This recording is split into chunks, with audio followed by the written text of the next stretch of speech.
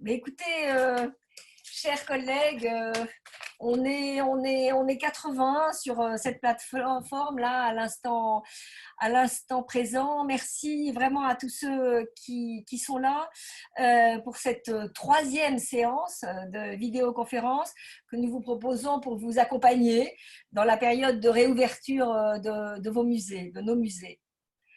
Comme annoncé la dernière fois, nous en faisons un cycle pour toute la durée de la reprise d'activité, c'est-à-dire jusqu'à septembre compris. Vous en trouverez sur notre site le programme.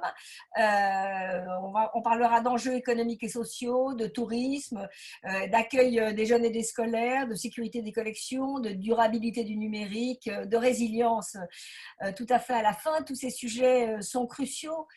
Certains d'entre vous se sont étonnés qu'on poursuive le rythme en juillet-août, mais je crois que c'est précisément pendant cette période où chacun s'organisera pour fonctionner dans des conditions jusque-là inconnues que le besoin d'échange sera le plus évident. Il y aura peut-être moins de participants en direct, mais dans nos établissements, les professionnels seront, je pense, nombreux au travail. D'ailleurs, si vous pensez que votre expérience à vous présente sur ce site peut être utile à vos collègues, proposez-le par email sur la messagerie d'ICOM France. Nous regarderons attentivement toutes les suggestions de témoignages et vous proposerons peut-être d'ouvrir avec, comme aujourd'hui, une session. Le modèle retenu, vous l'avez compris, c'est un débat tous les 15 jours. Le prochain, le 24 juin, même heure, même durée, sur un sujet stratégique, les enjeux économiques et sociaux et la question des ressources. Sujet stratégique, à un moment stratégique, celui où se préparent les budgets rectificatifs, où s'instruisent les demandes de subventions. Vous avez peut-être vu aujourd'hui, je crois, ou hier, j'en sais rien, l'enquête de Nicole Wülster dans Le Monde, titrée « Les musées lourdement affectés par la pandémie ». De nombreux directeurs d'établissements, ils sonnent l'alarme. Déflagration, dit Emma Lavigne pour le Palais de Tokyo. Même si, comme membre d'une organisation mondiale comme la nôtre, nous mesurons que nos musées ici en France bénéficient d'une chance relative par comparaison avec tant de pays, y compris avec le modèle américain où l'on sait déjà que 13% de leurs musées resteront définitivement porte close. Même si nous réouvrons, il semblerait qu'aujourd'hui 315 musées réouverts.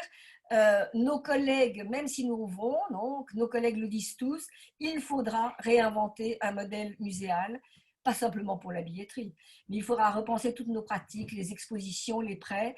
Nous en reparlerons aussi lors de notre assemblée générale le 25 septembre à Strasbourg. Le partage de notre professionnalisme prend, je crois, tout son sens en ce moment.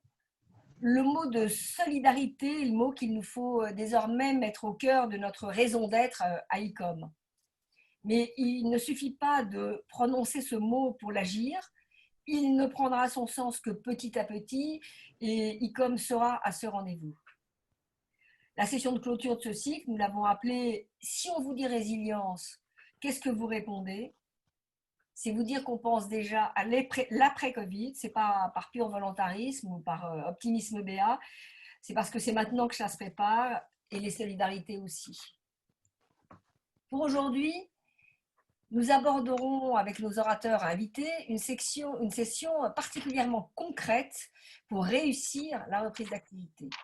Après des semaines de mise à l'arrêt, de télétravail, de distanciation sociale, retrouver des gestes de la proximité et regagner la confiance et l'envie du public, cela, nous a-t-il semblé, repose sur un dialogue constructif au plus près du terrain entre responsables de musées, représentants de l'État en région et élus locaux. Ces derniers, d'ailleurs, ont récupéré plus soudainement que prévu beaucoup de décisions en matière de déconfinement. Christine Martin en témoignera sûrement tout à l'heure. Comment cela se passe-t-il ? C'est cela qu'on demande à nos orateurs d'aujourd'hui d'aborder pour nous. Pour cela, 2 directeurs de musées de 2 territoires différents, bien différents, PACA et la région Normandie, 2 représentants du ministère de la Culture en région, là aussi bien différentes, Île-de-France et Champagne-Ardenne, et une élu-culture d'une municipalité qui est active dans ses réouvertures, la municipalité Dijon. Salut Laurent Roturier qui vient d'arriver. Merci d'apporter votre expérience. Merci à vos témoins du jour, d'apporter votre vision, d'apporter vos conseils à nos collègues. Vous aurez 5 à 6 minutes de parole introductive chacun. Puis la parole sera aux membres qui sont connectés, vous êtes 85 en ce moment, pour apporter à leur tour un témoignage ou pour vous poser des questions jusqu'à 15h30. Souvenez-vous que c'est enregistré, que c'est mis en ligne sur notre chaîne YouTube. Cet enregistrement permet à ceux qui ne sont pas disponibles en direct de profiter de notre expérience, mais coupez votre caméra si vous ne voulez pas de diffusion de votre image sur notre site. On va commencer. J'avais prévu de commencer avec Emmanuelle Delapierre, directrice du Musée des Beaux-Arts de Caen. Est-ce qu'Emmanuelle est avec nous? Emmanuelle n'a pas l'air de nous avoir encore rejoint. Donc, si vous voulez bien, parce que l'idée était de commencer par un directeur de musée, si Xavier Ray est avec nous, et je crois que je l'ai vu tout à l'heure avec nous, je vais lui demander de commencer à nous parler de son expérience de réouverture de musée. Comment ça se passe sur le terrain? Peut-être vous nous direz aussi comment ça s'est passé avec vos élus, peut-être avec votre DRAC. J'ai lu quelque part que la ville de Marseille avait décidé de la gratuité de l'accès au musée pour donner confiance aux visiteurs dans cette période de réouverture. Est-ce que vous le confirmez? Est-ce que ça vous est utile? Xavier, si vous êtes avec nous, je ne vous vois pas, mais Alors, si je suis là. Est-ce que vous voilà. m'entendez? Très bien. Bon, alors c'est parfait puisque je suis sur téléphone, puisque Zoom est bloqué sur les ordinateurs de la ville et je vous parle du centre de la Vieille Charité où j'ai regagné mon bureau depuis maintenant 3 semaines. Alors bonjour à tous. Effectivement, je suis très heureux voilà, de partager avec vous l'expérience que nous vivons depuis 10 jours maintenant et que nous avons préparée, comme vous tous, plusieurs semaines auparavant. Donc, le premier constat qui a été fait ici donc à Marseille, c'est que les musées seraient en première ligne de l'offre culturelle locale, compte tenu de la structure des musées et des collections qui, grâce à l'organisation que nous avons mis en place, ont été bien sécurisées et conservées pendant le confinement et grâce à la diligence des agents de sécurité qui se sont relayés comme d'habitude 24 heures sur 24 et 7 jours sur 7 sur l'ensemble de nos sites, puisque je parle pour l'ensemble des musées de Marseille, ce qui est la spécificité de la ville. Donc, nous avons 12 établissements qui occupent 19 sites au total et que la première urgence pendant le confinement a été d'assurer la veille et la sécurité de ces 19 sites. Donc, lorsque le déconfinement a commencé à être à l'ordre du jour, je dois dire que nous étions donc forts avec le directeur de l'action culturelle ici à Marseille, fort que l'idée serait la première offre culturelle disponible, et notamment en écho à cette particularité de la région. Alors ne dites pas PACA, hein, parce que sinon on se fait gronder, c'est la région sud Provence-Alpes-Côte d'Azur, donc qui subit particulièrement l'annulation de tous les festivals de l'été. Donc, il y a l'idée que le patrimoine, ça va être vraiment plus que jamais l'offre culturelle. Donc, en fait, on avait envie de rouvrir très vite. Et on a été un peu baladé par les annonces gouvernementales, notamment entre l'annonce, le discours du président de la République du 13 avril, qui laissait entendre que les musées ne réouvriraient pas avant juillet. Et vous savez, il y a eu toute une exégèse très intéressante pour savoir s'il y avait eu un point-virgule ou non dans sa phrase, dans le lien entre les musées et les festivals. Donc moi, j'ai entendu un point-virgule, mais la majorité a décidé qu'il n'y avait pas de point-virgule et que donc les musées étaient comme les festivals et n'ouvriraient pas avant juillet. De sorte que ça nous a mis dans une temporalité de long terme dont on a été réveillé par les annonces du Premier ministre à la fin du mois d'avril, qui laissait entendre que les petits musées pouvaient rouvrir quasiment dès avant le 11 mai. Alors, c'est poser la question, comme pour beaucoup d'entre nous, j'imagine, de savoir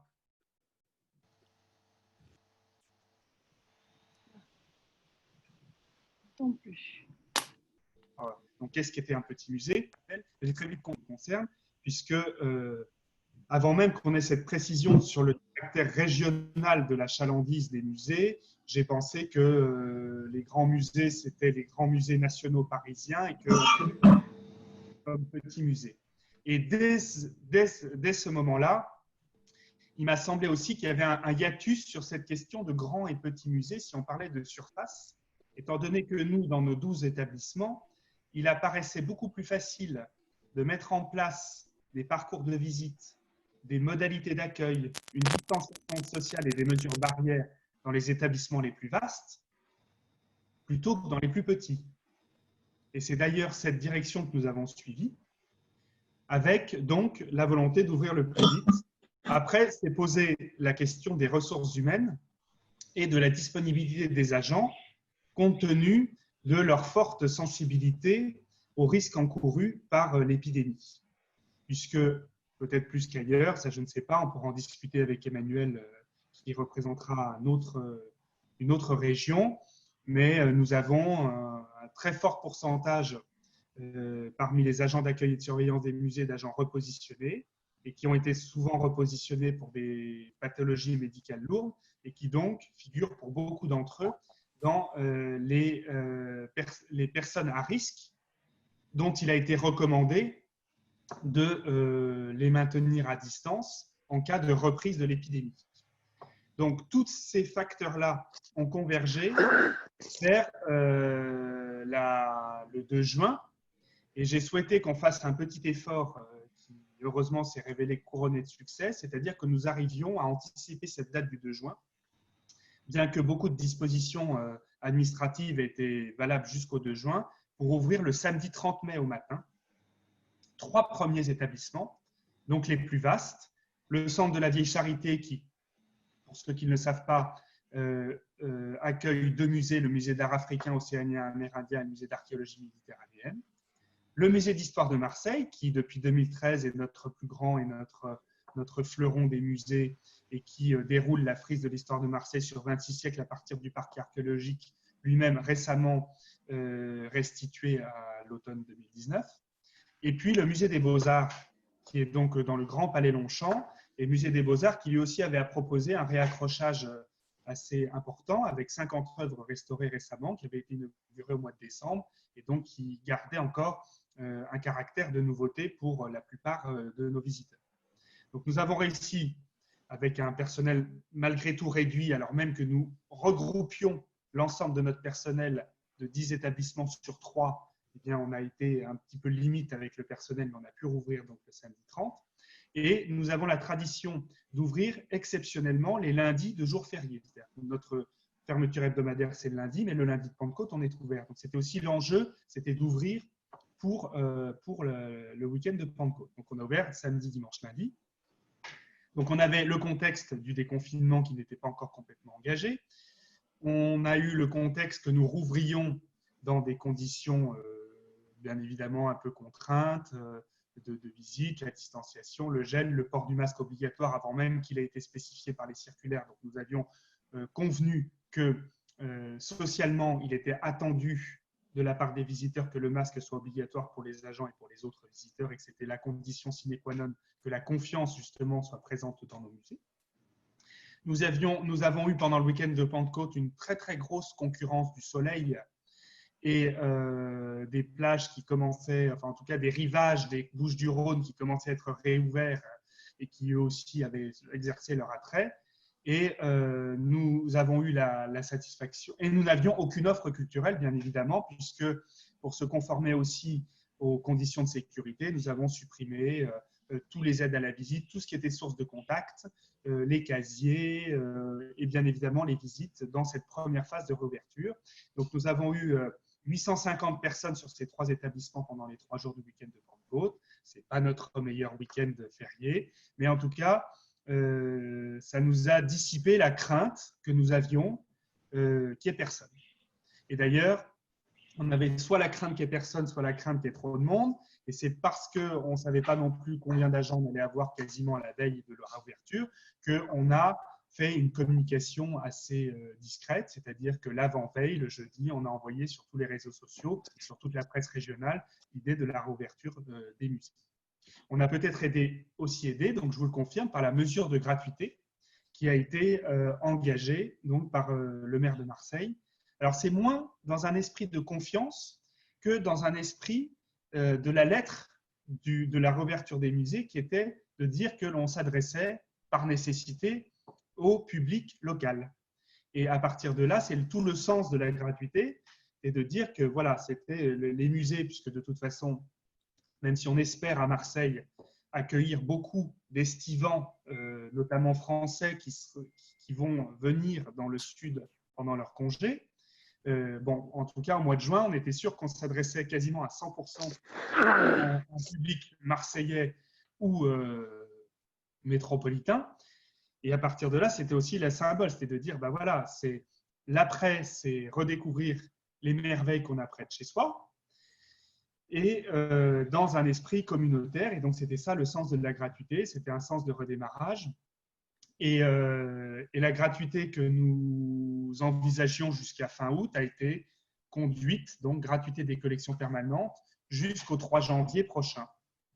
Et je terminerai par juste un petit mot. Donc, aujourd'hui, on a la satisfaction, donc sur 10 jours, donc entre le samedi 30 et dimanche 7 juin, nous avons accueilli 2200 personnes. Donc, il y a un petit effet gratuité qui s'est vu dans la semaine quand même, voilà, notamment au Musée des Beaux-Arts.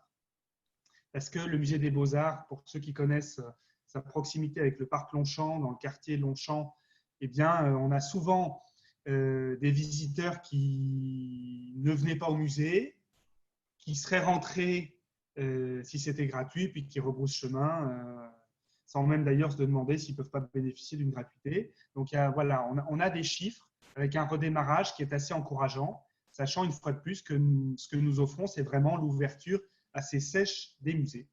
Alors, pardon, deux petites choses avant de rendre la parole. Une petite chose sur l'aspect administratif.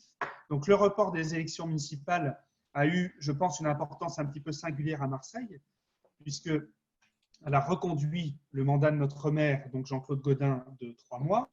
Mais au-delà, en fait, de la personne de Jean-Claude Gaudin, c'est beaucoup du top management de la ville qui devait partir à la retraite et qui avait accompagné donc Jean-Claude Gaudin jusqu'à la fin de son dernier mandat. Donc, a poursuivi son action jusqu'à la fin du mois de juin. Donc, il y avait une ambiance de crise peut-être particulière chez nous, accentuée en plus par une attaque informatique dont vous avez sans doute entendu parler. Et l'autre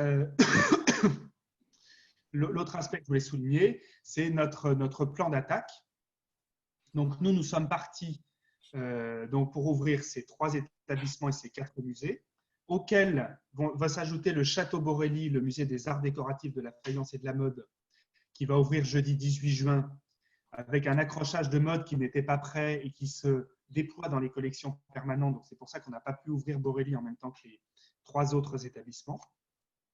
Et l'idée, c'était qu'on se donnait une phase d'observation jusqu'au week-end du 14 juillet, au cours duquel on va aussi vivre à Marseille la réouverture du FRAC et du MUSEM, de nos voisins du MUSEM, pour voir aussi quelles étaient les conditions de contrôle de l'épidémie.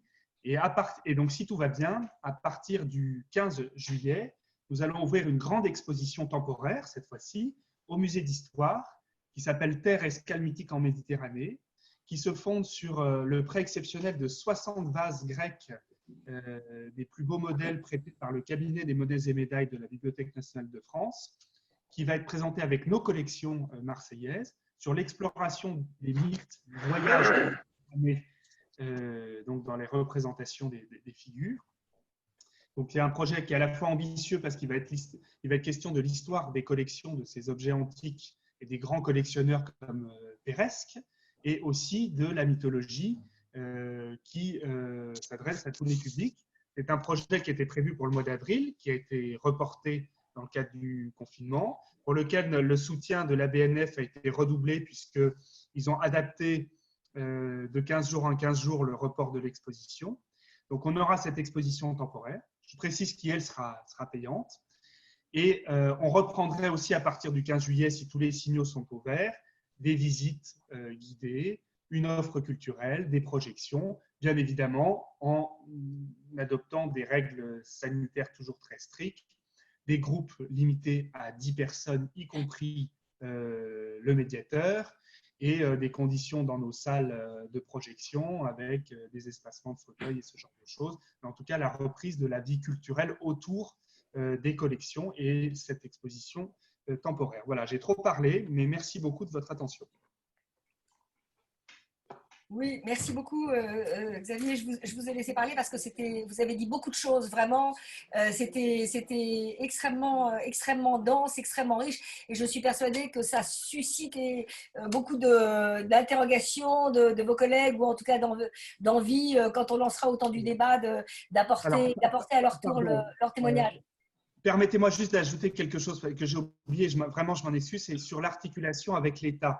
Donc nous, on a la chance en région Provence-Alpes-Côte d'Azur d'avoir une formidable conseillère musée qui est très présente, avec qui on a des échanges très réguliers et qui donc nous a accompagnés avec vraiment beaucoup de disponibilité dans l'obtention de l'autorisation préfectorale que nous avions à demander puisque nous ouvrions avant le 2 juin. Voilà, et elle a été vraiment très, très coopérante. Et je crois que la préfecture de PACA a été, nous a encouragés dans cette réouverture et ça s'est vraiment très bien fait. Donc, on a fait un dossier prouvant que l'on n'attendait pas du public venant du Groenland et qu'on avait tous les dispositifs dans ces grands établissements qui permettaient d'accueillir le public dans les meilleures conditions de sécurité. Mais enfin, on a été très accompagnés justement par l'État dans cette autorisation préfectorale. Voilà, pardon. Merci de cette précision. Alors, elle est très, très utile, en effet, puisque vous apportez la précision qui est au cœur du sujet qu'on veut aborder aujourd'hui. Vous aurez probablement le temps d'en redire quelque chose ou les uns et les autres d'échanger à ce sujet de vos relations précisément avec les autorités de l'État en région. Et vous avez parlé aussi de vos élus locaux. Vous faites très bien la transition avec peut-être ce que je vais passer maintenant la parole à Laurent Roturier, qui est DRAC d'Île-de-France et président de l'Association des directeurs régionaux des affaires culturelles. Je vous remercie d'avoir accepté d'être parmi vous. Je sais que ça vous était un peu compliqué parce que vous avez une réunion avant, une réunion après, mais votre intervention était vraiment particulièrement précieuse. Donc, je vous remercie d'avoir accepté et vous faites un duo en quelque sorte avec Laurent Sisnard qui répondra éventuellement aux interrogations que votre intervention ne manquerait pas de susciter. Laurent Roturier, donc en ayant écouté ce que disait Xavier Réal, mais avec ces quelques semaines ces quelques jours ou ces quelques semaines de recul, quelles sont les demandes qui vous sont formulées? Quelle est la spécificité de votre intervention dans votre rôle et dans votre région?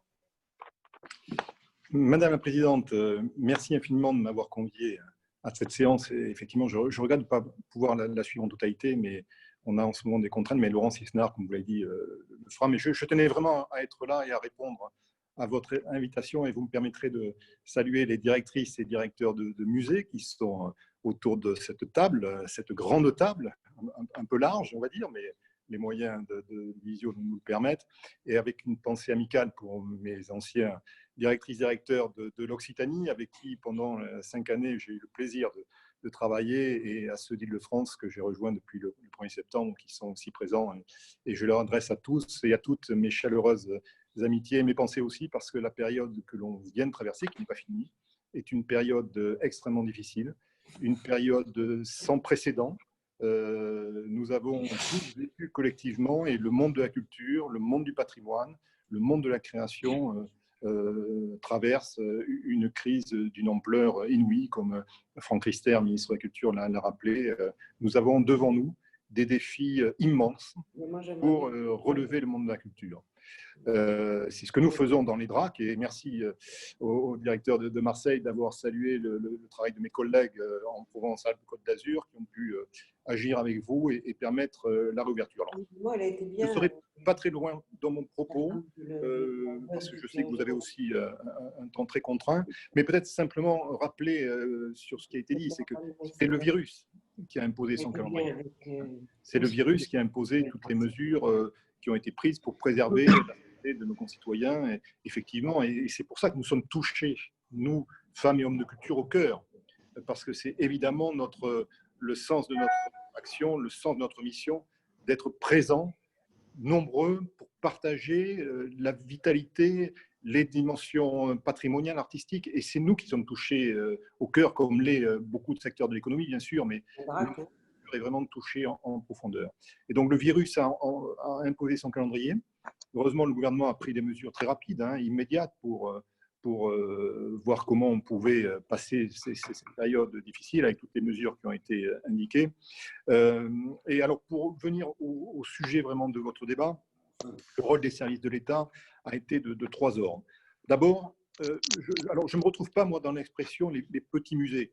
Et le décret, d'ailleurs, ne parle pas de petits musées. Le décret parle des musées qui ne pourront pas réouvrir lorsqu'ils font appel à un public qui vient en nombre et qui nécessite des déplacements très importants. Donc, pour moi, en tant que DRAC, il n'y a pas de petits musées ou de grands musées. Il y a des musées d'un territoire qui participent à leur irrigation avec leur spécificité, la richesse de leur collection et évidemment la richesse principale qui est celle de l'engagement des femmes et des hommes qui les font vivre et notamment des directrices et des directeurs. Donc, sur ce terme petit musée, je ne le reprendrai pas dans mon intervention pour ces raisons-là. Nous avons agi, et tous mes collègues, je crois, en France ont fait à peu près de la même manière, sur 3 temps. D'abord, il y a eu le temps amont, c'est-à-dire une fois la phase de sidération, la fermeture, le confinement, du jour au lendemain. On se retrouve là aussi sans repère à devoir fermer l'établissement. Et je sais que tous les responsables de musées ont tout de suite pris des mesures immédiates pour préserver les collections. Les protéger. Et merci de l'avoir fait parce que c'était aussi un des soucis que nous avons pu avoir dans une période aussi délicate. Donc, ça a été particulièrement bien pensé. Nous avons essayé, nous, d'informer en temps réel. C'est-à-dire que l'activité de la DRAC ne s'est jamais arrêtée. La DRAC est restée mobilisée à 100%, même en distance. Et je sais que les liens ont été très nombreux entre les responsables de musées, l'équipe de Laurent Sisnard, Sylvie Muller, Nicolas Angel. Enfin, tout le monde est resté en lien pendant toutes ces semaines de confinement où la fermeture était complète. Et puis, quelques lueurs d'espoir sont apparues. On a pu anticiper avec une amélioration de la situation sanitaire que nous allions pouvoir progressivement, de manière très précautionneuse pour la santé de nos concitoyens, permettre la réouverture des musées. Ça a été le travail qui a été fait en amont et le décret du 11 mai donc, l'a permis et ensuite sur le 31 mai. Donc, en amont de la réouverture, le travail très important des équipes de DRAC. Au cours de la réouverture, et je tiens aussi à saluer mes collègues conseillers de France entière, puisque entre le 11 mai et le 31 mai, nous avons tous collaboré de manière très étroite avec les préfectures département. Simplement pour vous donner un chiffre, en Ile-de-France, nous avons fourni 68 avis dans les 10 jours qui ont précédé le 11 mai, 68 avis favorables, dont le délai de délivrance, et j'en salue les équipes, a été entre 24 heures et 48 heures maximum, samedi et dimanche compris. Donc nous avions parfois les demandes le vendredi soir et les avis étaient remis le lendemain, voire même le dimanche. Donc il y a eu une réactivité extrêmement forte pour qu'aucun musée qui voulait réouvrir ne soit pénalisé d'un fait d'un retard administratif quelconque. En tout cas, ça n'a pas été le cas de la DRAC. Et beaucoup de musées franciliens ont ouvert dès la semaine du 11 mai. Je pense au musée du Jouet à Poissy, la batellerie à Conflans-Sainte-Honorine, l'Hôtel Dieu à Mantes-la-Jolie, et avec des belles fréquentations. Vous l'avez dit pour Marseille, et je confirme. Vous avez par exemple le musée de l'école de Barbizon, le week-end de l'Ascension, 230 visiteurs dans le respect des gestes barrières. Donc ça a été assez formidable et on a vu aussi l'intérêt que nos concitoyens avaient porté à leur musée. Et puis après la réouverture, c'est maintenant ce que nous avons devant nous, Madame la Présidente. Ce que nous avons devant nous, c'est accompagner une transformation du modèle, accompagner les aspirations de nos concitoyens et puis être présent sûrement sur l'été culturel qui va démarrer en Ile-de-France à la fin du mois, comme partout sur le territoire national, pour que les musées soient des acteurs essentiels d'un retour d'un public peut-être qui venait moins parce que considérant que tel musée, c'est pour les touristes, c'est pas pour nous, c'est trop loin, c'est trop éloigné, on n'y va pas. Ben là, on va essayer de faire le contraire et de faire en sorte qu'il y ait une réappropriation des musées par l'ensemble de la population qui ne partira pas cet été. C'est le chantier qui est devant nous et c'est ce que nous avons engagé. Et puis, nous avons aussi à garder ce qui a été fait pendant cette période de confinement et j'ai été vraiment, comme vous tous, mais extrêmement ému, touché de voir les qualités d'inventivité, de créativité des productions que l'on a eues sur des visios, sur du YouTube, de ce qui s'est passé dans les musées, et voir comment nos concitoyens eux-mêmes s'en sont emparés.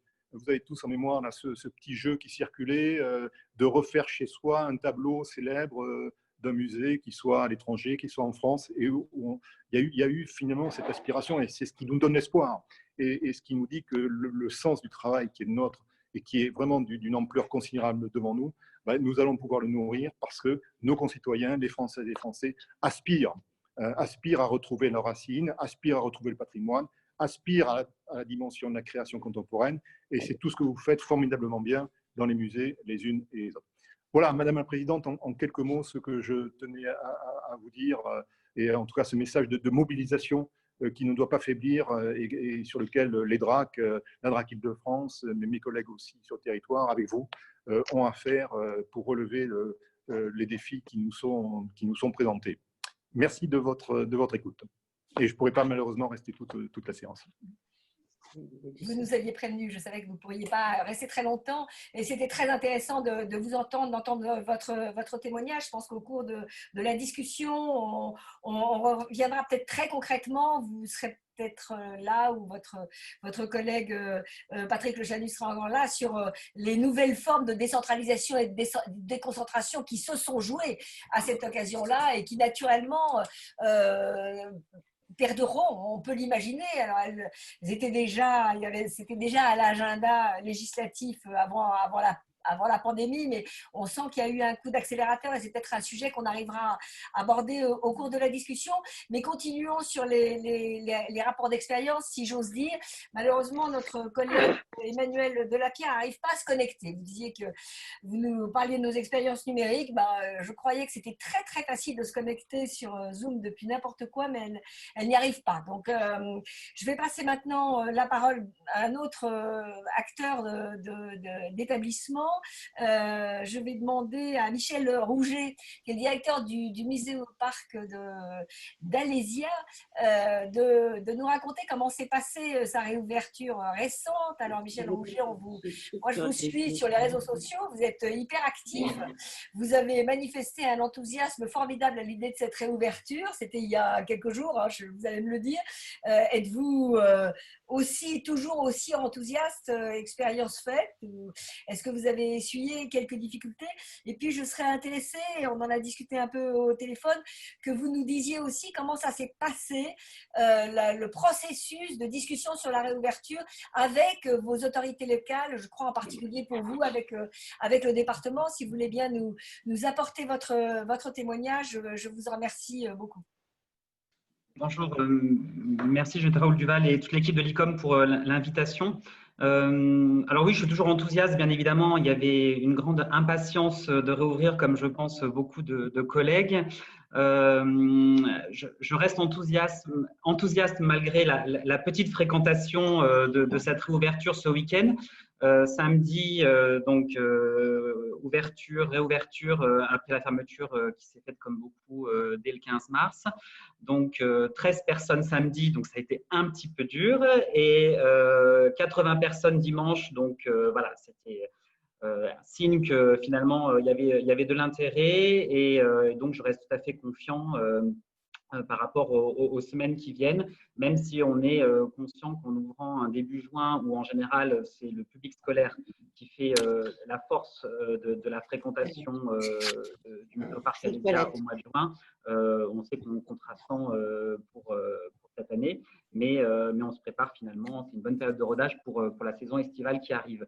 Alors, peut-être juste quand même 2 mots pour vous indiquer. Le musée au parc Alésia, on est perdu en pleine campagne, dans une très très belle région, dans le département de la Côte d'Or, au nord du département, plus exactement, à peu près à une 60aine de kilomètres au nord de Dijon, pour vous situer. C'est le site donc de la bataille d'Alésia, donc un centre d'interprétation et un site archéologique.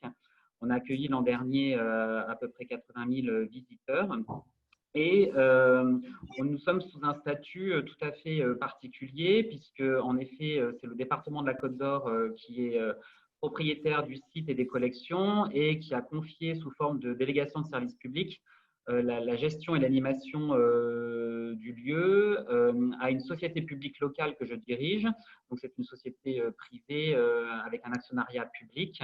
Et les différents actionnaires, pour vous les citer très rapidement, c'est le département majoritairement, bien majoritairement, suivi de la commune d'Allis-Sainte-Reine, qui est la commune sur laquelle le site est implanté, de la commune voisine Venargues-les-Laumes et de la communauté de communes. Donc 4 actionnaires publics qui forment le socle de la SPL. Et donc, en fait, le conseil d'administration, qui est composé d'élus de ces différentes collectivités, a accompagné et a validé tout ce qu'on a pu mettre en place depuis la fermeture, surtout le processus de mise, notamment pour être très concret, de mise au chômage partiel, de télétravail, enfin voilà. Il y avait une validation des étapes, je tenais à informer le conseil d'administration, et il y a une validation de ces différents éléments.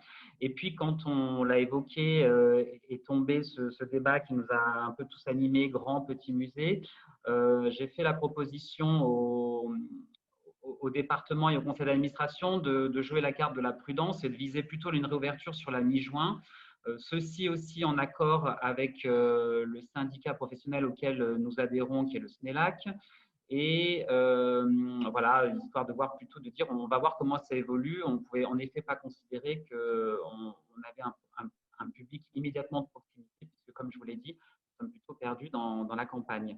Et donc, d'un commun accord, on est tous partis pour travailler sur la réouverture du samedi 13 juillet, au samedi 13 juin, pardon, samedi 13 juin. Mais quand sont tombées les annonces du Premier ministre sur la fin mai, avec cette perspective du 2 juin, qui invitait plutôt à une réouverture. Nous avons inauguré une nouvelle présentation de la collection. Qui invitait à une réouverture donc, du 2 juin de la plupart, de reprendre presque une vie presque normale. Le département, du coup, s'est retourné vers moi et m'a demandé si finalement, dans l'idée de pouvoir aussi afficher une dynamique de territoire, s'il n'y avait pas la possibilité de ne pas attendre peut-être le 13 juin comme nous l'avions convenu initialement, mais de voir si on pouvait avancer la réouverture du Muséoparc Alésia au samedi 6 juin. Et donc, j'ai quand même pris le temps de concerter les collègues, de voir ensemble si ça nous paraissait jouable. Ça nous a semblé tout à fait jouable parce qu'on avait anticipé un certain nombre de choses sur notamment les commandes de distributeurs de gel, de plexi à mettre sur les comptoirs, enfin, vous voyez, toutes ces formalités qui n'en sont plus et qui nous concernent tous. Donc, on s'est dit que c'était jouable. Un peu sport, je ne vous cache pas, puisqu'on on se projetait sur plutôt 15 jours et là, il fallait tout faire en une semaine. Mais on s'est mobilisé et on a été d'attaque, donc pour, comme je vous l'ai dit, ouvrir samedi dernier, à la grande satisfaction du département, mais aussi voilà, de la maire de la commune d'Allis-Sainte-Reine, qui était ravie aussi que le site reprenne vie pour, voilà, sur le dynamisme local. Et au-delà de la problématique et l'attente des élus, et je pense que c'est important, et je crois que c'est ce qui aussi nous anime tous, c'est la dynamique de territoire et les signaux que ça envoie.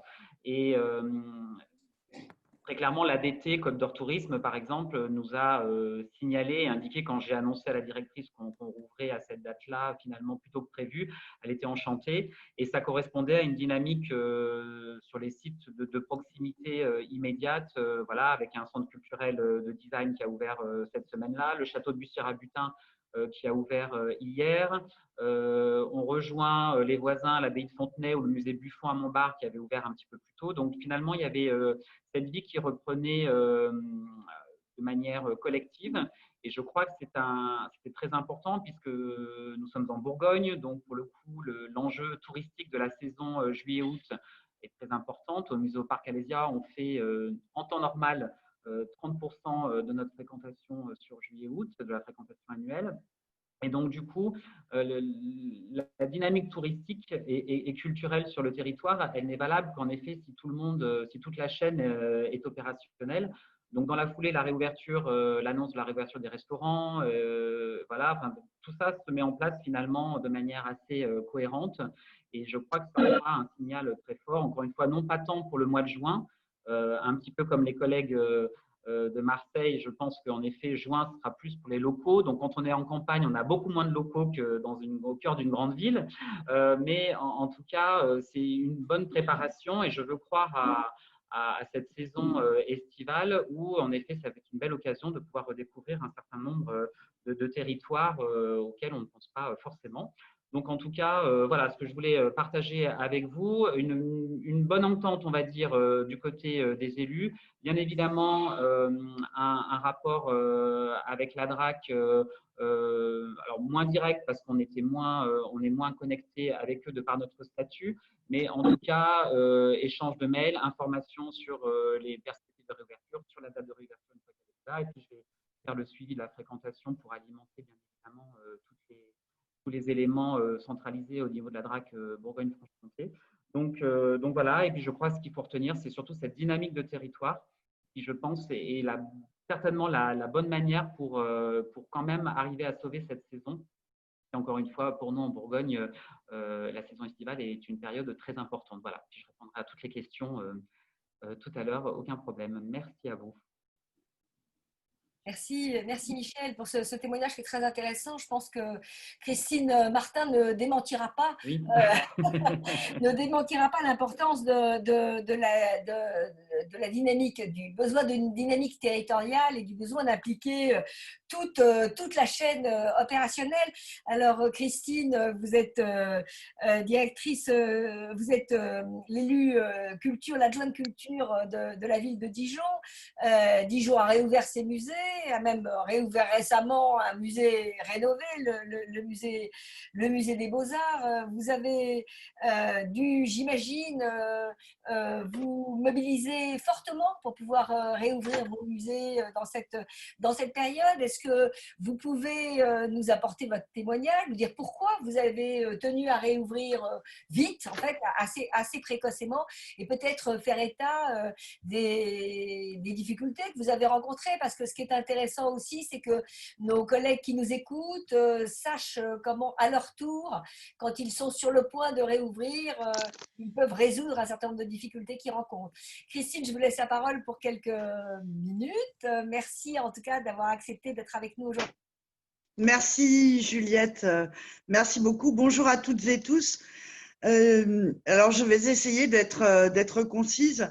Il y avait de la part de François Rebsamen la volonté de revivre et de faire revivre très vite l'art et la culture sur le territoire de Dijon et de sa métropole.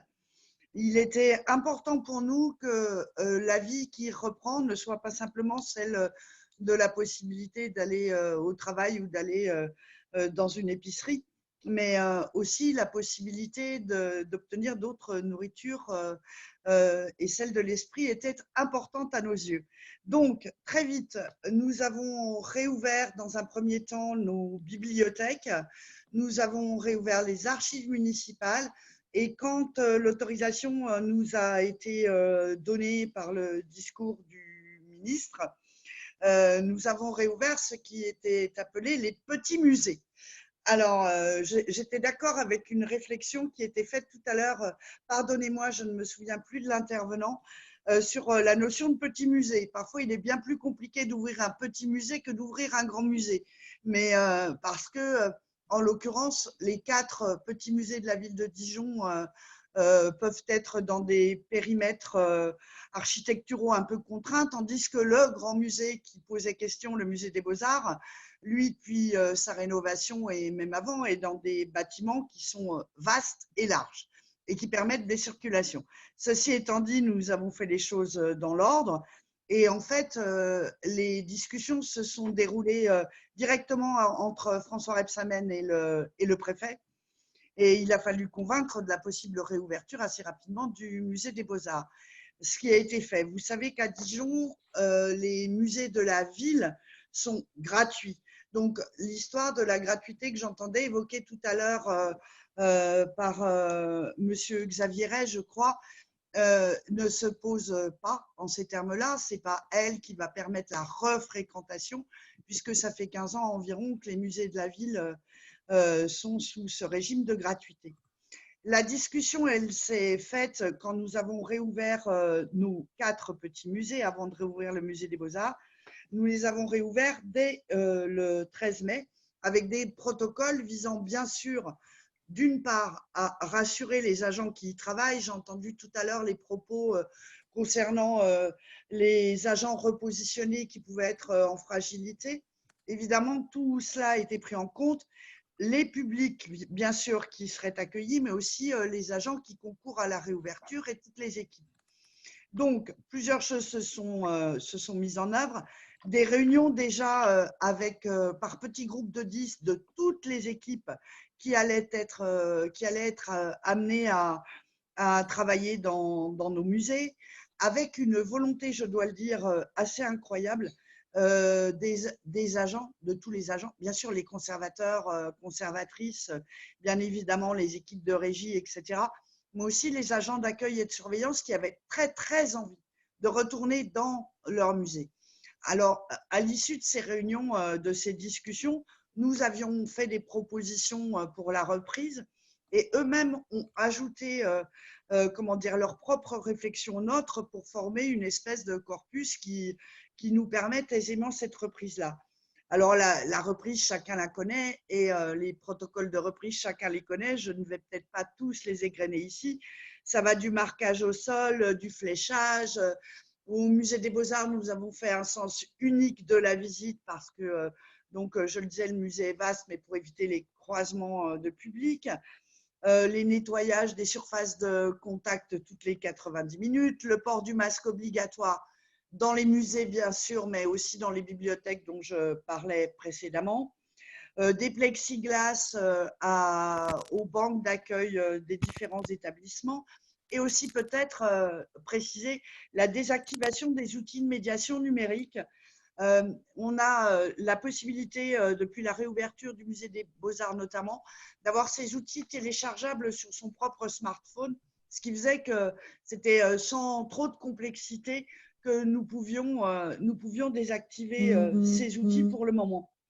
Et puis, l'ouverture des 4 petits musées de la ville de Dijon, puisqu'il faut les appeler ainsi, ou appelons-les ainsi plutôt pour se comprendre, nous a permis aussi d'expérimenter grandeur nature ce qu'allait être la réouverture du Musée des Beaux-Arts. Et je dois dire qu'au départ, comme chacun a pu le dire, j'entendais le directeur du musée au parc, Alésia, s'exprimer. Au départ, la fréquentation, je vous l'avoue, était très faible. Mais elle n'a fait que croître. Alors, j'encourage tout le monde à l'optimisme, vraiment, et ce n'est pas de l'optimisme, Béa, c'est simplement un constat. Nos musées aujourd'hui ont accueilli depuis leur rouverture 2400 visiteurs au 7 juin. Ça veut dire quand même qu'il y a une volonté, un appétit.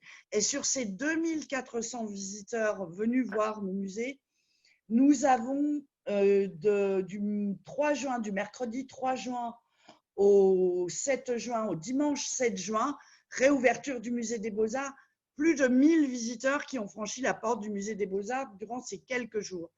Donc, à mon sens, ça vaut le coup. Ça vaut le coup d'ouvrir les portes et je suis sûre que vous en êtes toutes et tous convaincus ici. Il y a vraiment un beau travail à faire. Évidemment, comme partout, et j'ai entendu tout à l'heure monsieur Laurent Roturier s'exprimer, les équipes ont maintenu le lien avec les publics durant le confinement, avec des visites guidées, avec des tutoriels, en impliquant le plus de public possible dans l'aventure des musées pour conserver donc ce lien avec le public.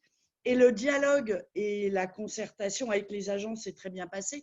Par contre, on peut émettre un tout petit bémol, mais vraiment léger. Je vous disais, les discussions se sont faites avec monsieur le préfet et monsieur le maire. Du côté de la DRAC, les guides d'aide à la mise en œuvre des ouvertures arrivaient peut-être un tout petit peu en décalage par rapport au discours des ministères, mais je sais ô combien il est difficile de réaliser ces protocoles et ces guides qui parfois sont un petit peu contraignants. Je pense simplement, comme vous le disiez tout à l'heure, Juliette, que cette volonté de décentralisation qui est chère à notre cœur, souvent, repose sur la confiance et que cette confiance, elle peut être faite aux équipes qui dirigent les musées, bien sûr, aux professionnels, mais aussi aux élus en charge des collectivités qui, à un moment donné, ne vont pas faire tout à fait n'importe quoi, ne vont pas mettre en danger ni les citoyens ni les équipes qui travaillent dans les établissements culturels, mais qui connaissent très très bien leur territoire et qui peuvent avancer tout simplement. Je ne sais pas si vous souhaitez que je rajoute d'autres choses. J'ai essayé d'aller vite et de ne pas trop encombrer la conversation, mais de laisser la place aux échanges. Voilà. Merci Christine. C'était très précieux. Peut-être des questions te seront posées pendant le temps de la discussion. Je ne sais pas s'il y a beaucoup d'autres élus. En principe, c'est ouvert plutôt aux membres d'ICOM. Donc, j'avais fait une invitation à une élue de musée, d'une ville où les musées sont réouverts. Merci vraiment d'avoir accepté. Je suis sûre qu'il y aura beaucoup de questions. Je vais passer maintenant la parole à Patrick Le Chanu, si Patrick est d'accord pour la prendre. Alors, Patrick, on a entendu jusqu'à maintenant beaucoup d'enthousiasme. Est-ce que vous partagez cet enthousiasme? Juste Christine Martin a dit il y a une petite difficulté, peut-être un petit décalage entre le moment de la réouverture, les outils dont on disposait, mais au fond ça n'a pas du tout entamé, si j'ai bien compris, à la fois l'envie qu'avaient les professionnels et les personnels de se remettre au travail. Ça, c'est quand même quelque chose qui est très intéressant à dire. Et puis, les publics, apparemment, sont en rendez-vous.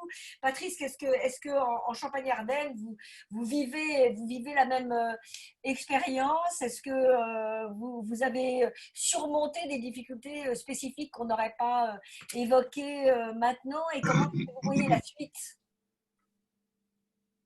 Bien, vous m'entendez? Est-ce que vous m'entendez?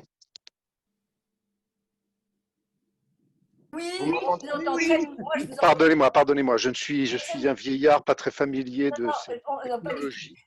On vous entend très bien, mais on ne vous voit plus. Mais c'est pas grave. Bon, oh, c'est pas un On drame. vous a dans la tête. Voilà. Merci beaucoup d'abord pour cette invitation. Alors, en introduction, deux petites précisions. C'est qu'il n'y a plus de Champagne-Ardenne, hein. Nous sommes dans la région Grand Est, à l'intérieur de laquelle il y a 3 conseillers d'ailleurs, qui correspondent aux 3 anciens sièges des DRAC. Et que par ailleurs, j'ai le grand honneur d'être le président de l'association des conseillers pour les musées. Voilà, donc, bien entendu, je suis enthousiaste comme tous mes collègues. Je pense que le souci qui a été le nôtre depuis le départ de cette triste période, c'était d'assurer la continuité du service. Et que le travail, je suppose, et j'en suis même certain aussi, dans les musées, ne s'est pas arrêté parce que les musées étaient fermés. Donc, ce que nous avons fait, c'est que nous avons maintenu ce qui est une des armatures de notre travail, en l'occurrence les commissions scientifiques. Et j'insiste tout particulièrement sur les commissions de restauration parce qu'on en avait une qui démarrait quasiment, c'est triste coïncidence, mais en même temps que l'épidémie. Pourquoi j'insiste sur les commissions de restauration? Parce qu'il était surtout, et en accord bien sûr avec la direction de la DRAC, il n'était pas question de retarder le travail des musées, mais aussi le travail des restaurateurs. Nous sommes très soucieux de la situation des restaurateurs, qui sont, comme chacun sait, dans leur immense majorité, une profession libérale. Et par conséquent, quand tout s'arrête, comme dans les commerces, eh bien, c'est dramatique. Donc, nous avons fait tout ce que nous pouvions pour mener à bien cette commission de restauration. Évidemment, elle a duré beaucoup plus longtemps que prévu initialement, puisque normalement, ça se tenait sur une journée. Mais tout le monde a joué le jeu et je remercie particulièrement les membres de la commission, tout particulièrement les restaurateurs, parce qu'il faut se souvenir que les restaurateurs libéraux qui sont membres des commissions scientifiques le font bénévolement. Par les temps qui courent, je crois que ça mérite une médaille. Donc, commission de restauration, depuis il y a une commission d'acquisition qui est terminée aussi et nous sommes sur le point d'avoir une deuxième commission de restauration. L'esprit qui a présidé à tout ça, c'était de maintenir l'exigence de qualité, l'exigence qui est la marque des musées de France, est mise au service des musées de France. Donc il y a eu aussi beaucoup de ce qu'on appelle, les collègues comprendront, les délégations permanentes, notamment en matière d'acquisition. Et voilà, donc moi j'étais très content de voir que tout ça continuait à fonctionner dans des conditions difficiles, puisque l'une des exigences majeures en matière d'acquisition, c'est l'aller voir, qu'il était très difficile, moins maintenant, un petit peu moins maintenant, mais là encore avec la solidarité, notamment via le service des musées de France, on a réussi à mener certaines opérations. Et puisqu'on est sur les acquisitions, je pense qu'il est absolument fondamental de poursuivre cette politique d'acquisition, et notamment pour les musées en région, vis-à-vis desquels s'offriront quelque chose, c'est comme ça, malheur est bon, personne n'a souhaité cette crise, mais s'offriront des opportunités, puisque évidemment le marché de l'art, il va pour beaucoup s'effondrer, hein, et il y aura donc des opportunités gérées bien sûr dans la rigueur, qui s'offriront aux musées. Je pense qu'ils ne doivent pas baisser la garde sur cette question. Troisième chose après les commissions, oui, c'est l'instruction des dossiers de subvention, grâce là encore à tout le dévouement du personnel de la DRAC, hein, qui instruit tout l'aspect financier avec nous, donc des dossiers de subvention. Cette instruction et le paiement des subventions s'est poursuivi depuis le début de la crise. Ça, c'est très important vis-à-vis des musées et aussi vis-à-vis des collectivités, parce qu'il ne s'agit pas de donner l'impression aux collectivités qu'elles sont abandonnées, qu'elles sont négligées, etc. Donc tout ça, c'est poursuivi, difficilement, mais c'est poursuivi. Que dire d'autre encore? La transmission, puisqu'on en parlait à l'instant, des documents tout à fait remarquables d'ailleurs, qui ont été élaborés au sein du service des musées de France. Je parle de l'aide à la reprise, les documents aussi concernant la conservation. Et là, je ne comprends pas très bien la remarque qui a été faite, parce que moi, je dois avouer que dès qu'on a reçu ces documents, on les a transmis, bien entendu, et qui sont quand même arrivés, le questionnaire le premier, puis l'aide à la reprise, avec les documents de conservation préventive, ils sont arrivés très en amont de ce qui est advenu comme date de réouverture possible des musées. Donc là-dessus, nous, on n'a pas eu comment dirais-je, de couac particulier. Que dire d'autre? Alors oui, l'instruction des dossiers d'exposition d'intérêt national, qui doit se poursuivre elle aussi, ça c'est une chose très importante. La préparation du FRAM, qui continue elle aussi, bon, puisqu'on a repris le travail en présence à la DRAC, pas à temps plein, mais pour bonne part.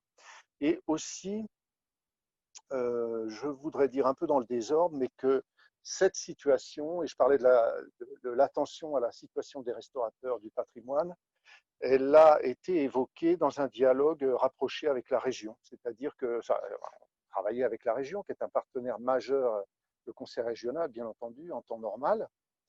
Mais la crise a fait que nous avons eu des réunions plus fréquentes et qui, j'espère, se maintiendront, pour partager ensemble le diagnostic de la situation. Notamment, j'y insiste à nouveau, parce qu'on est très préoccupé sur la situation des restaurateurs, sur lesquels on veut essayer de faire quelque chose. Et donc ce dialogue avec la région, il a permis d'échanger des informations à un taux beaucoup plus élevé qu'à l'accoutumée. Et ça, on ne peut que s'en réjouir. La reprise des chantiers de musées aussi, puisqu'on a la chance d'avoir des chantiers de rénovation de musées. Moi, ce que je voudrais, c'est que, à la faveur, si on peut dire, de cette crise dramatique, le suivi des chantiers, et notamment l'existence des comités techniques et des comités de pilotage qui réunissent les partenaires qui sont autour de la table, pas seulement pour des questions financières, mais aussi pour des questions scientifiques et culturelles, c'est très important, dans le cadre de ces chantiers de musée, et bien que tout ça ne s'effondre pas de cette collaboration à la faveur de cette triste période. Voilà, que dire d'autre? Bon, j'ai un peu fait le tour. Et puis oui, j'y insiste beaucoup, last but not least, c'est que notre association de conseillers a poursuivi ces échanges, c'est-à-dire que personne n'était isolé en fait. Tous les gens ont pu communiquer. On a fait une assemblée générale de l'association par voie numérique. Et c'est très important parce que dans ce métier, peut-être tout particulièrement, la question du partage d'expériences et de la manière dont on fait face aux difficultés rencontrées eh bien, évidemment, non seulement ça remonte le moral, mais ça aide beaucoup à être plus efficace très souvent. Voilà. Merci beaucoup. Merci beaucoup, Patrick. Là aussi, vous dites beaucoup de choses très, très positives et c'est peut-être une dimension frappante de voir que chacun essaye de construire de voir ce qu'il y a de positif. On sait quelle est la catastrophe qui s'est abattue sur nous tous et sur les musées en particulier, mais chacun essaye d'y trouver un certain nombre d'aspects positifs. Là, vous évoquez le bon dialogue avec la région, des réunions qui ont été plus fréquentes peut-être qu'à l'habitude, des outils et des moyens de communication qui sont mis en place, comme celui qu'on est en train de mettre en place en ce moment. On est un peu moins que la dernière fois, on est quand même 100 à communiquer. Je trouve que c'est aussi un signe du désir qu'ont les gens de communiquer et de cette facilité finalement qui est donnée. Vous avez évoqué 2-3 sujets qu'on reprendra dans nos Zooms suivants. Pardonnez-moi d'en faire un nom commun. Et vous pourriez bien sûr réintervenir dans ces prochaines sessions, chacun d'entre vous, et Patrick Le Chanu en particulier. Vous avez beaucoup parlé de la situation des restaurateurs. On s'en émeut naturellement, puisque ce sont, comme vous l'avez dit, des professions sous contrat qui n'ont pas bénéficié de la protection qu'ont eu un certain nombre d'autres professions des musées. Ce sera le sujet, mais ce qu'on a appelé métier précaire, le sujet de notre réunion, notre vidéoconférence du 12 août prochain, et on aura avec nous évidemment les gens de la FFCR, la Fédération française des conservateurs restaurateurs, dont on publie d'ailleurs sur le site d'Icom France dans les prochains jours une enquête et un article qu'ils ont donné. En tout cas, merci encore pour tous ces témoignages positifs. Est-ce que je peux ajouter un petit mot? Oui. Oui, puisqu'on parlait des moyens informatiques, je suis absolument frappé en ce moment par la recrudescence des cyberattaques. Le collègue de Marseille, sauf erreur de ma part, a évoqué ça. J'ai l'impression que ça s'est accru avec la crise. Et moi, j'ai 2 exemples de cyberattaques, dont une dans une collectivité dont toutes les données ont été perdues. Alors donc, je reprends ma casquette de conseiller. Faisons des sauvegardes de données vraiment sur des disques durs externes, parce que je suis absolument abasourdi par le fait d'entendre la multiplication de ces affaires-là. Pardon, voilà. Non, mais vous avez raison, c'est peut-être un sujet, là aussi, pardonnez-moi de ramener toujours à ce qu'on est en train de faire, mais on a un sujet sur le numérique, je ne sais plus quand, qu'on a appelé le numérique est-il durable, et on voit bien que la multiplication de ces sessions, on en a 5, 6, quelquefois plus par semaine, les uns et les autres, c'est une tentation pour les pirates, hein, on peut pas en douter une minute. Ce à quoi il faut faire attention sur un site comme celui sur lequel nous sommes, c'est à pas diffuser des données stratégiques. On se fait peut-être un peu piller les données. Je crois que sur ce type de réunion en vidéoconférence, la crainte des autorités, en tout cas du ministère des Affaires, Cédrico, je ne sais pas comment ça s'appelle, du numérique, dit de faire attention de ne pas diffuser des données confidentielles, des données stratégiques sur ce genre de site, mais je ne crois pas que ce soit ce que nous sommes en train de faire. Je le souhaite en tout cas. Je crois qu'entre-temps, notre collègue Emmanuel Delapierre a réussi à se connecter, donc ça marche bien Internet, mais quelquefois c'est quand même un tout petit peu difficile de se joindre, d'autant que certaines collectivités ou certaines institutions mettent des verrous pour justement ne pas être piratées. Est-ce que je me trompe en pensant que Emmanuel Delapierre est avec nous et qu'elle est prête à nous parler du Musée des Beaux-Arts de Caen? Emmanuel, vous êtes là? Oui, je suis bien là. Je ne sais pas si vous m'entendez. Bon. Voilà, très bien. Je vous passe la parole, Emmanuel. Merci de nous avoir rejoints. J'ai compris que ça avait été un peu difficile pour vous. Oui, merci à vous. Puis pardonnez-moi de vous rejoindre si tard et d'avoir de ce fait-là manqué l'essentiel des interventions précédentes. J'évoquerai moi une expérience un peu particulière au Musée des Beaux-Arts de Caen qui permet de pointer moins l'importance du dialogue entre le musée, l'État en région et les élus, que la manière dont le musée a pu contribuer à la gestion de la crise aux côtés de la ville et aux côtés d'autres services de la ville, notamment en ce qui concerne l'accueil des écoliers.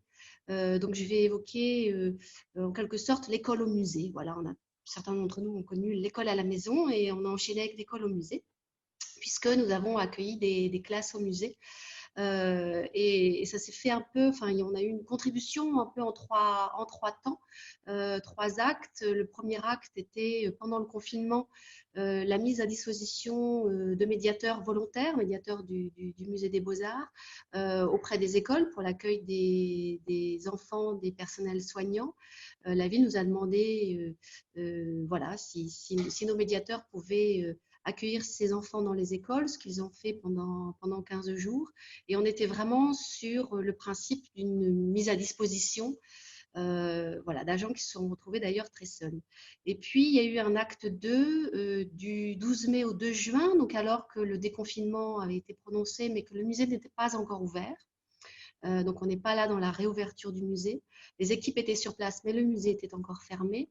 Et là, on a reçu de la ville une demande analogue pour mettre à disposition des écoles nos médiateurs. Et cette demande analogue initiale s'est ensuite peu à peu transformée, parce qu'il s'est avéré que les écoles manquaient d'espace pour dédoubler les groupes, que c'était d'autant plus nécessaire à Caen que le maire avait pris la décision d'ouvrir toutes les écoles maternelles et primaires, tous niveaux confondus, dès le 12 mai. Donc, il fallait faire face à un nombre important d'enfants dans des écoles qui, évidemment, avaient ni les intervenants ni les espaces nécessaires. Et donc, la chose s'est transformée, et au lieu d'envoyer, entre guillemets, nos médiateurs dans les écoles, nous avons reçu des groupes scolaires qui étaient donc des demi-classes et que nous avons accueillis dans les salles même du musée, donc au milieu des œuvres. Aux horaires habituels. On avait des demi-journées entières, il y avait la cantine, il y avait la récréation, on avait sécurisé des espaces à l'extérieur. On a la chance d'être dans un grand parc sécurisé puisque ceint par la muraille du château de Guillaume le Conquérant. Et donc, nos médiateurs se sont retrouvés en duo avec des agents d'accueil pour gérer toutes les problématiques de circulation et de sécurité sanitaire, et se sont retrouvés aussi dans un dialogue très étroit avec les enseignants pour maintenir une continuité pédagogique, donc faire des exercices donnés par les enseignants le matin, et l'après-midi, les médiateurs ont tenté d'imaginer des propositions dans le musée à partir des collections et de l'exposition que nous avons actuellement en cours de montage, qui développaient, qui étaient vraiment en lien avec le programme. On n'avait que des enfants de CM2, donc ils ont développé des propositions qui étaient en lien avec le programme de CM2 et le programme de 6e. Voilà, autour de la mythologie, de la révolution industrielle, voilà, en lien avec l'histoire, en lien avec le français aussi. Et de ce point de vue-là, dans nos échanges avec notre tutelle principale, qui est donc la ville, et en particulier dans nos échanges avec notre direction générale des services éducation, on était plus sur le mode de la mise à disposition de personnel, mais bien sur l'idée d'une continuité éducative, et le musée était perçu comme faisant partie de cette communauté éducative. Ce qui était très, très, très différent, bien évidemment, de la première phase pendant le confinement, et ce qui était aussi très différent de la manière dont parfois les services de la ville perçoivent l'action du musée et le rôle du musée dans la cité. Donc ça s'est avéré très, très positif. Et lorsque vous m'avez invité à évoquer cette expérience-là dans ce cadre, j'en étais encore sur cette note comme ça très, très enthousiaste. Mais il y a un acte 3 qui montre que bon, les choses ne sont pas si simples, puisque nous avons réouvert le 2 juin, donc nous ne pouvons plus continuer à accueillir les écoles de la même manière. Ça pose évidemment trop de questions par rapport à la disponibilité de nos médiateurs, mais aussi en termes sanitaires.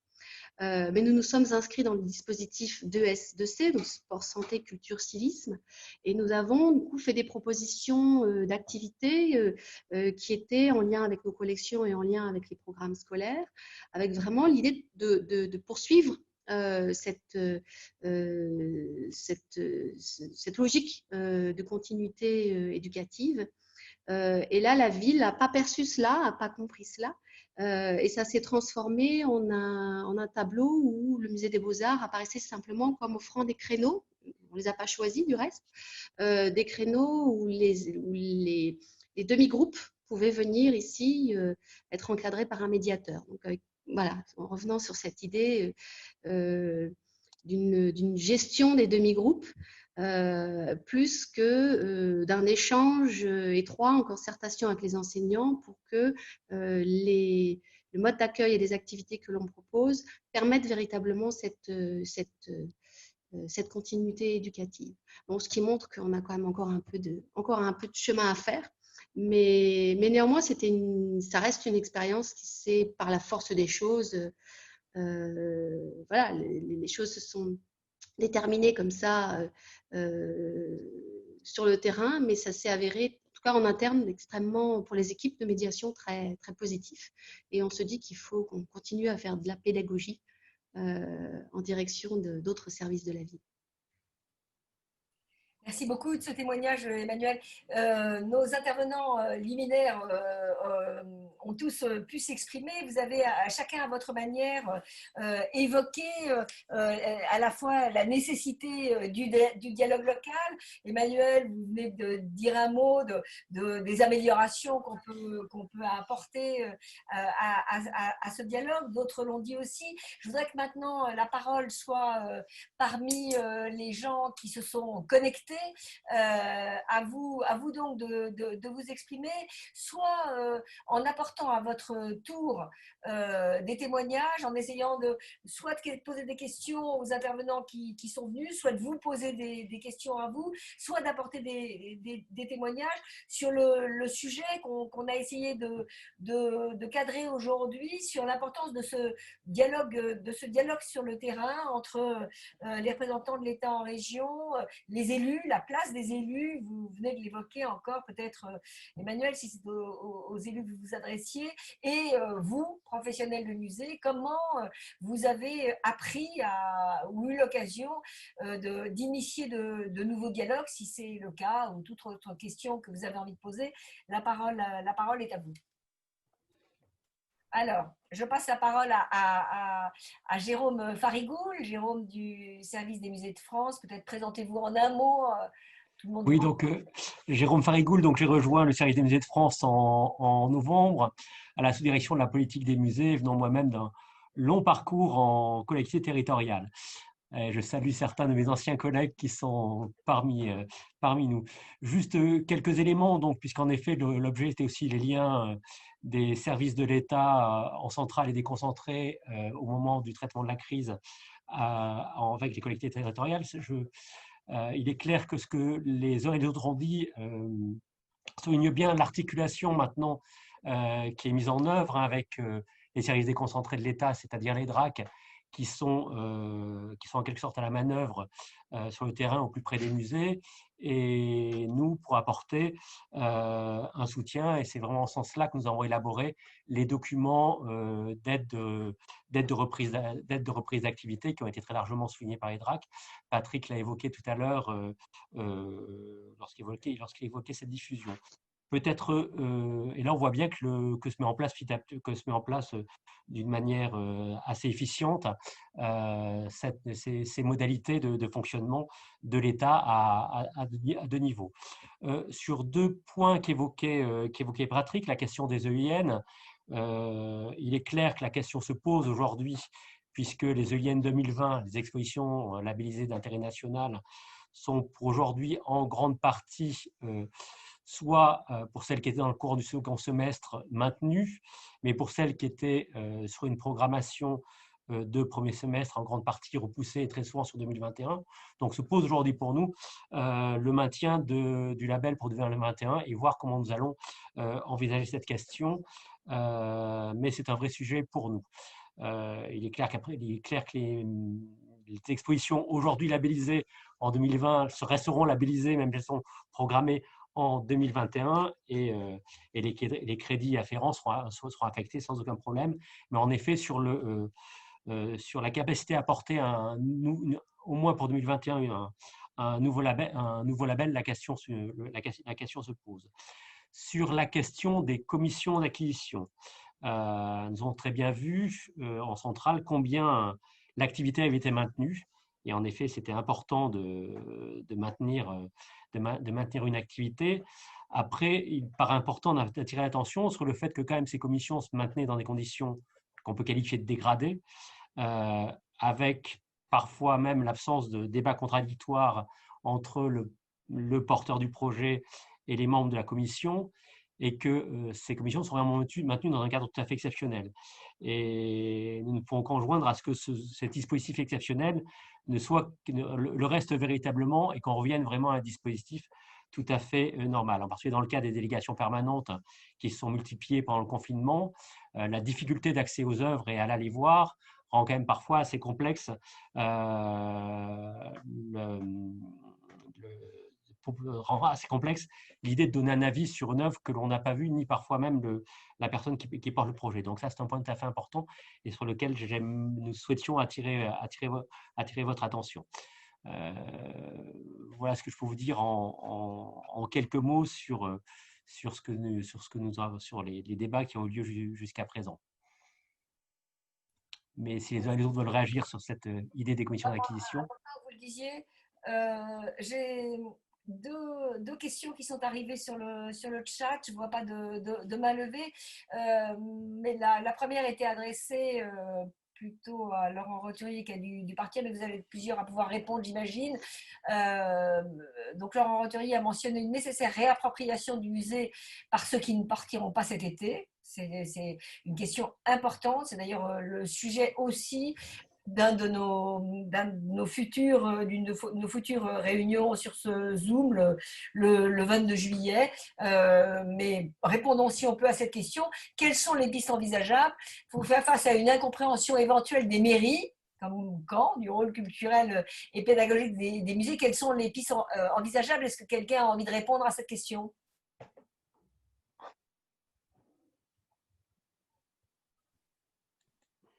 Peut-être Laurence. Peut-être pour compléter, c'est vrai que le DRAC Île-de-France est rapidement passé sur le projet en fait d'été culturel qui nous occupe en fait actuellement, où on essaye en fait à travers tous les services sectoriels de la DRAC, en lien avec les préfectures de région, en réunissant l'ensemble des acteurs culturels d'un territoire, donc les musées, mais également les compagnies artistiques et les autres établissements culturels et patrimoniaux, à faire de nouvelles propositions, des propositions enfin, dans un calendrier qui est excessivement serré et sur lesquelles la DRAC sera présente par un accompagnement financier. Voilà.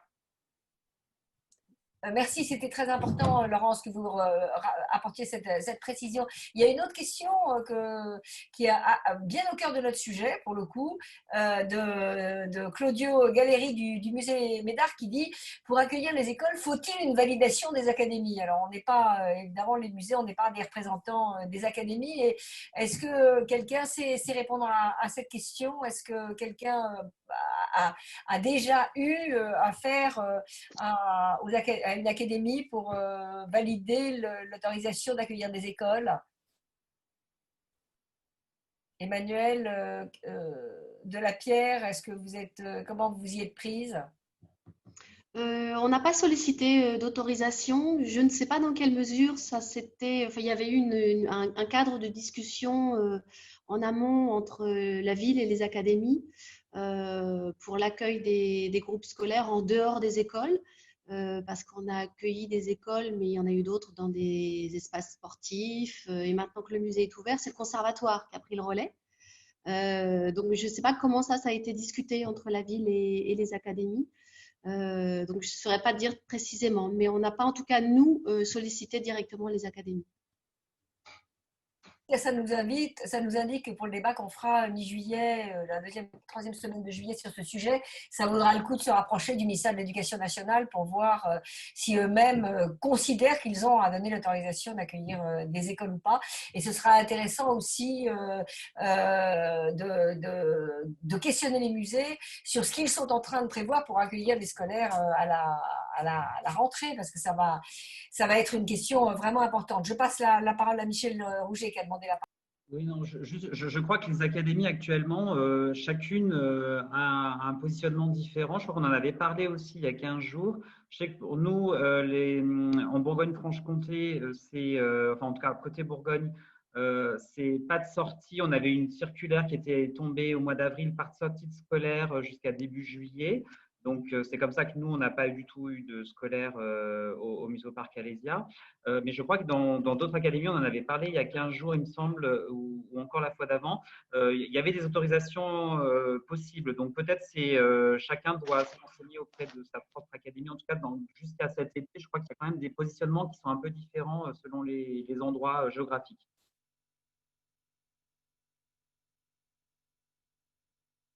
Je regarde, merci de cette réponse, Michel. Je regarde les réponses qui sont apportées, mais vous les avez aussi sur le chat. Charlotte Barra des Musées de Haute-Saône dit qu'elle ne peut pas, qu'elle ne peut pas du tout accueillir de scolaires, ni non plus aller dans les écoles. Et Chloé Fougère dit, après avoir ouvert de nouveau, les règles de sécurité comme le port obligatoire du masque et les parcours de visite imposés ne semblent-elles pas trop strictes dans les musées, surtout pour ceux n'ayant pas une très grosse fréquentation? Oui, ça c'est une vraie question que j'avais également en tête, c'est-à-dire de toutes ces mesures que vous êtes en train de prendre, que vous avez évoquées, que Christine Martin peut-être a redétaillé, toutes les mesures mises en place de distanciation sociale, de sens unique, de masques, etc. Est-ce que vous avez le sentiment que certaines d'entre elles vont être installées durablement dans les musées, ou est-ce que vous pensez qu'on est dans un régime provisoire? Je ne sais pas comment vous dire. Est-ce que quelqu'un a une réponse à apporter à cela? Ouais, moi, Laurence Isnard, je pense qu'il faut déjà attendre le prochain discours du Premier ministre le 22 juin. Sur donc à la fois l'évolution de la crise sanitaire et les nouvelles mesures de déconfinement. Oui, bien sûr, ces nouvelles mesures de déconfinement introduiront de l'assouplissement dans les règles qu'on a mises en place. D'un autre côté, on voit aussi se faire jour un certain nombre de commentaires presque positifs qui disent, voilà, les publics sont quelquefois attentifs au fait d'être moins bousculés, au fait d'être accueillis d'une manière qui est peut-être plus personnalisée. Tout ça peut-être donne aussi des indications de nouvelles manières, de nouvelles pratiques qui seront durables. Évidemment, on espère que le public reviendra nombreux, mais il y a aussi des pratiques qui seront peut-être intéressantes à mettre en place durablement. Je vois Charlotte Barra, vous hochez la tête, c'est vous qui aviez posé la question. Vous avez peut-être envie d'apporter un commentaire là-dessus? Est-ce que vous m'entendez? Alors effectivement, nous, on a mis en place des visites guidées depuis notre réouverture. On n'accueille pas du tout de visites libres, mais c'est seulement sur rendez-vous. Ce sont des groupes de 8 personnes et généralement, ce sont les mêmes familles qui réservent. Et on constate que effectivement, les personnes sont très contentes de cette proposition. Alors, on espère remplir nos créneaux. C'est pas facile quand on est à la campagne. Ça, je rejoins tout à fait le directeur d'Alésia pour ça. Mais c'est vrai qu'on constate quand même que les gens apprécient en fait cette offre personnalisée. Merci. Et Chloé Fougère posait une autre question qui peut-être pourrait y avoir une réponse apportée par les élus ou l'élu qui est là, et peut-être le DRAC, du coup Patrick Le Chanu ou Laurence Isnard. Est-il prévu par l'État ou plus localement par les régions d'adapter ces règles en fonction du territoire? Ça, c'est une question qui va forcément surgir et qui va trouver sa place, j'imagine, dans le débat législatif à la rentrée sur les nouveaux actes de déconcentration et de décentralisation. Est-ce qu'aujourd'hui, quelqu'un a un élément de réponse sur cette question? On ne peut pas répondre sur des questions d'ordre sanitaire, hein. La relecture qu'on a faite des protocoles de réouverture, elle était avant tout sur des questions d'organisation, de médiation, et une lecture très attentive qui, à la lumière, encore une fois, de toute la production de documents qui a été faite, d'accompagnement à la réouverture, s'est située sur un terrain scientifique, culturel, de médiation, etc., mais pas sur un terrain sanitaire. Nous n'avons pas les compétences pour valider ou invalider et a fortiori, comme le disait Laurence d'ailleurs, faire évoluer un calendrier qui est avant tout piloté par des questions sanitaires qui ne relèvent pas de nos compétences. Et pour compléter, je vois qu'il y a une collègue, donc Geneviève Berger, qui l'a transmis pour répondre à la question sur le protocole de reprise de la médiation directe. Il y a la DGCA qui a produit un document et que les DRAC ont diffusé auprès des musées pour toutes les actions d'éducation artistique et culturelle. Voilà. Merci, celle qui a transmis ce protocole. On arrive, posez vos questions, n'hésitez pas, on arrive quand même à la fin du temps qu'on s'était donné.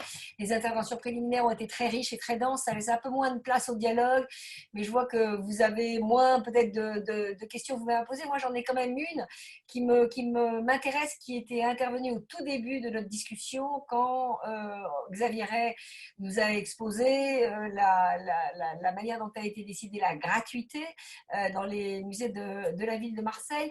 Est-ce que cette question de la gratuité, elle a été discutée? Je m'adresse à Xavier Ray, mais il y en a d'autres parmi vous peut-être qui ont vécu, qui vivent la gratuité depuis longtemps, mais d'autres qui peut-être l'ont mise en place à l'occasion de ces réouvertures. Est-ce que ça, ce sont des choses qui se discutent entre le musée, la ville, la région, les directions régionales des affaires culturelles, ou est-ce que ce sont des décisions qui se prennent finalement de façon un peu rapide et pour donner confiance ou attirer davantage du public? Est-ce que quelqu'un a une réponse à apporter à cette question? Alors, juste pour Marseille, pour la ville de Marseille, donc c'était vraiment dans un premier temps une mesure contextuelle.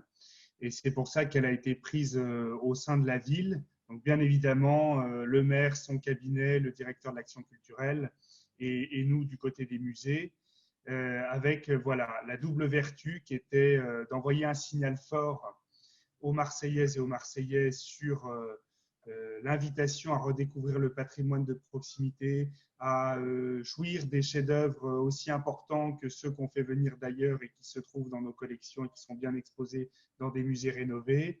Et également aussi une simplification dans le cadre du protocole sanitaire de l'accueil des visiteurs, au moins dans un premier temps.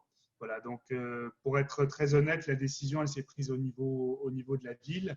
Elle pose d'ailleurs des questions dans son extension vis-à-vis, je salue la présence d'Émilie Girard du MUSEM, et elle posait d'ailleurs des questions vis-à-vis de nos relations avec les partenaires, puisque à Marseille, on a le plaisir de travailler tous ensemble et d'avoir mis en place un pass musée qui inclut les musées de la ville, le MUSEM, qui est le grand musée d'État, le grand musée national du territoire, le FRAC et un musée de fondation privée qui est la Fondation Regard de Provence. Et donc, forcément, cette gratuité conjoncturelle, elle déséquilibre un petit peu le pass, qui était lui-même un petit peu, de toute façon, déséquilibré par les mesures de confinement. Et la volonté de l'actuelle municipalité, enfin voilà, notre maire ne se représente pas, donc l'équipe municipale va changer, était de ne pas, en tout cas, empiéter sur l'avenir. Donc, c'était une mesure conjecturelle, certes, qui a été prise pour 6 mois, mais après, la question de la gratuité et donc des débats que nous connaissons sur cette question de la gratuité seront repris par la nouvelle équipe municipale qui sera élue à la fin du mois. Je vois que notre collègue de Suresnes nous dit que la question a été posée avec l'élu à Suresnes, mais que finalement vous en êtes resté au principe de la gratuité du premier dimanche du mois. D'autres interventions sur ce sujet? Mettez votre micro. Et on a eu d'ailleurs plus de monde le premier dimanche du mois. Mais bon, voilà. J'imagine que dimanche dernier. Mais bon, c'était... J'imagine que c'est toujours le cas. C'est toujours le cas.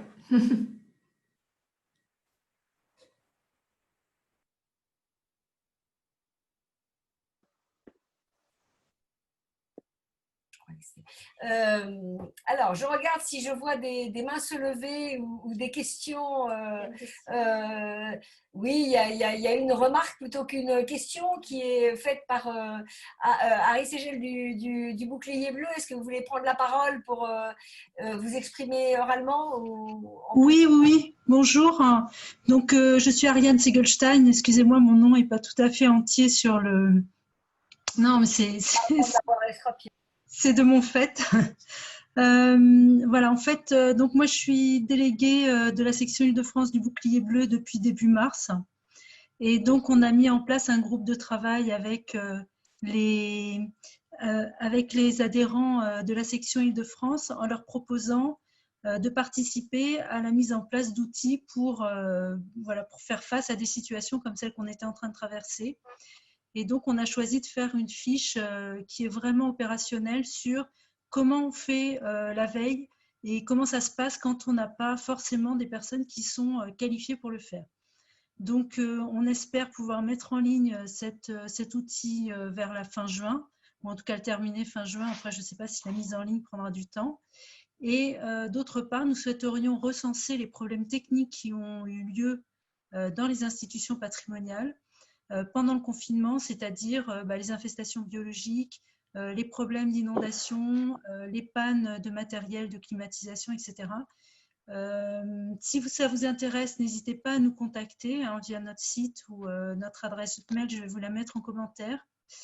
Et voilà, je pense que j'ai tout dit, mais je suis prête à répondre à vos questions si vous en avez.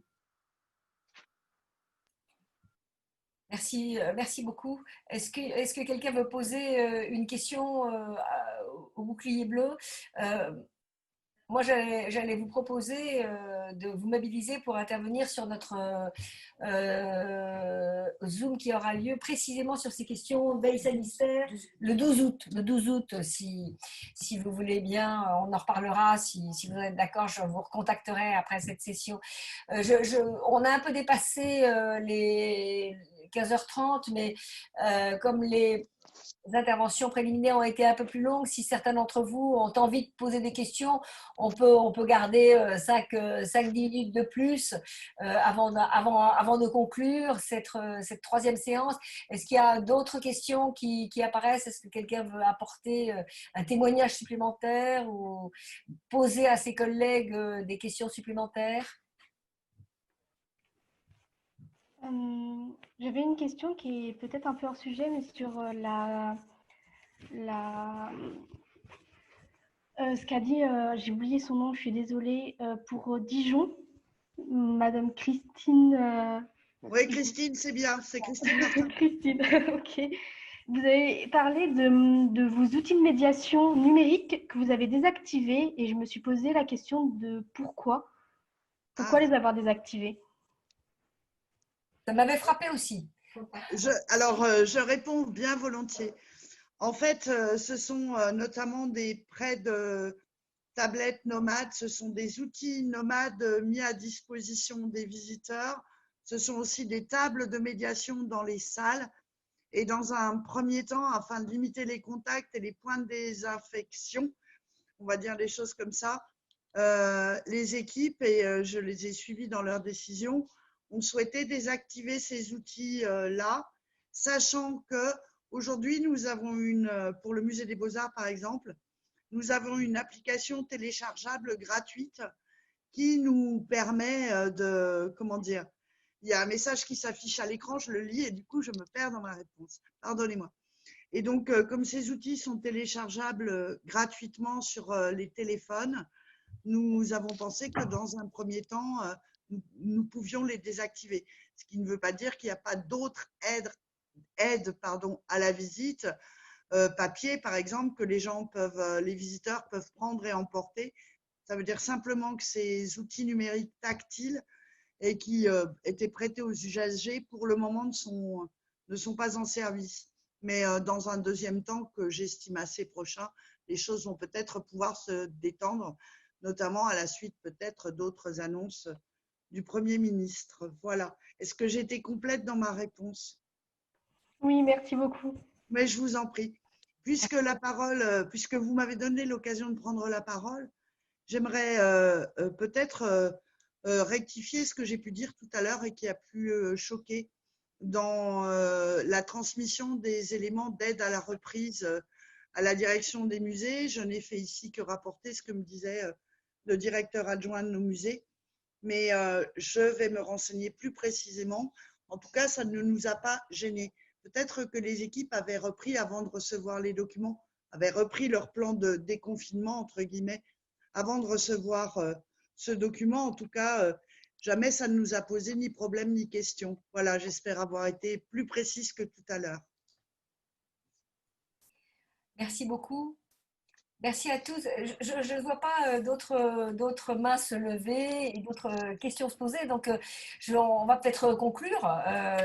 Nous avons encore 7 sessions prévues jusqu'à la fin du mois de septembre. Donc, on aura peut-être le temps de se revoir, de se reparler, de se retrouver.